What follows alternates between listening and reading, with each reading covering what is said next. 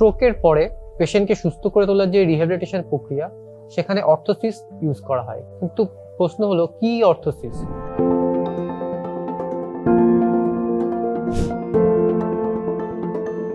Orthosis হলো এক বিশেষ ধরনের বেল্ট বা এক ধরনের ডিভাইস, যার মাধ্যমে শরীরের দুর্বল অংশকে সাপোর্ট দেওয়া হয় এবং শরীরের যে অংশে সার নেই সেই অংশটিকে নির্দিষ্ট পজিশনে রাখা হয়। অর্থোসিস আমরা কেন ব্যবহার করি?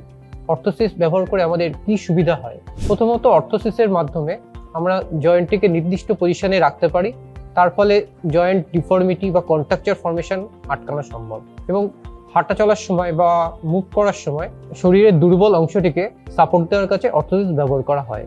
এর পাশাপাশি অর্থোসিস মাসলের টোন কমানোর জন্য সাহায্য করে। যেহেতু স্ট্রোকের পরে মাংসপেশির টোন অনেকটাই বেড়ে যায়, যাকে স্প্যাস্টিসিটি বলা হয়, সেটি নিয়ন্ত্রণের কাজে অর্থোসিস ব্যবহার করা হয়। এর পাশাপাশি অর্থোসিস ব্যবহার করে আমরা এনার্জির ম্যাক্সিমাম ইউটিলাইজেশন যেমনি করতে পারি, তার পাশাপাশি বায়োমেকানিক্যাল কারেকশন সেটিও অর্থোসিসের মাধ্যমে করা সম্ভব। এখন প্রশ্ন হলো, এই স্ট্রোকের পর আমরা কি ধরনের অর্থোসিস ব্যবহার করি? প্রথমত, বোবাত কাপ। স্ট্রোকের পরে বিশেষত প্রথম দিনগুলিতে হাতের জোর যখন একদমই থাকে না, তখন শোল্ডার জয়েন্টের উপর চাপ পড়ে, যে কারণে শোল্ডার জয়েন্ট সাবলাক্সেশন হয়ে যাওয়ার খুব সম্ভাবনা থাকে। এটি আটকানোর জন্য বোবাত কাপ খুবই কার্যকরী। মূলত যখন পেশেন্ট বসে থাকে বা দাঁড়িয়ে থাকে, সেই সময় এটি ব্যবহার করার দরকার হয়।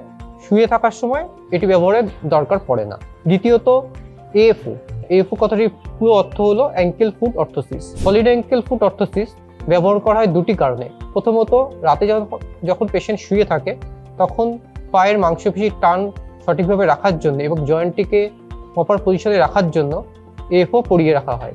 আর দ্বিতীয়ত, পেশেন্ট যখন হাঁটে এবং পায়ের পাতায় কোনো জোর থাকে না, সেক্ষেত্রে এএফও ব্যবহার করে আমরা সেই রোগীকে হাঁটাতে পারি। পিএলএসও ব্যবহার হয় তখনই যখন পায়ের পাতার কিছুটা জোর ফিরে আসে কিন্তু পুরোপুরি ফিরে আসে না। সেক্ষেত্রে বায়োমেকানিক্যাল অ্যাডভান্টেজ পাওয়ার জন্য পিএলএসও নামক অর্থোসিসটি ব্যবহার করা হয়।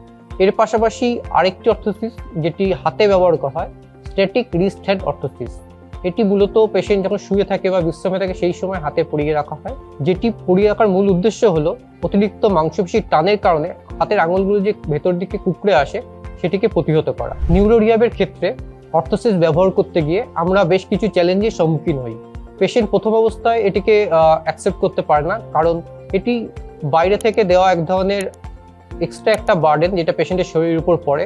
সেটির সঙ্গে মানিয়ে নিতে বেশ কিছুদিন সময় লাগে, এবং একবার মানিয়ে নিতে পারলে এটি পেশেন্ট কন্টিনিউয়াস ব্যবহার করেন এবং তাতে সুফল মেলে।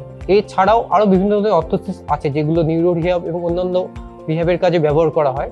সেগুলি নিয়ে অন্য কোনো পর্বে আমরা বিষয়টা আলোচনা করব। ভালো থাকবেন, নমস্কার।